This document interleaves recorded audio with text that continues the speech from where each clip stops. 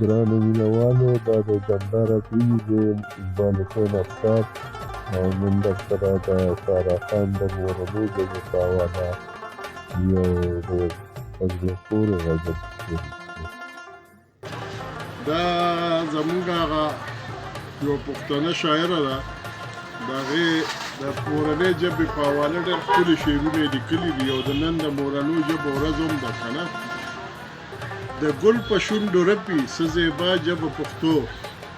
د ګل په شونډو رپي څه زیبا ژبه پښتو بورا ورته ګډېږي وایه دا ژبه پښتو پښتو د پښتنو ده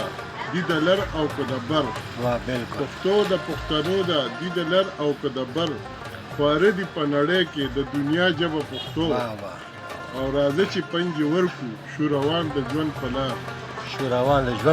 راځه چې پنجې ورکو شو روان د ژوند په لار زما ژبه پښتو ده هم دا ستا ژبه پښتو او دا تکه توره شپه راته رڼا کړي ژوند روان دی دا تکه توره شپه راته رڼا کړي ژوند روان سپوږمۍ د څوارلسمې په ځلا ژبه پښتو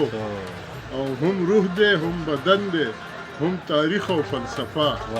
هم روح دی هم بدن دی هم تاریخ او فلسفه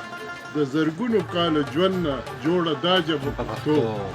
او پښتو د پښتنو ده چې پتمن وي او ننګیال پښتو د پښتنو ده چې پتمن وي او ننګیال ساره به یې تل ستایي په ښکلا ژبه پښتو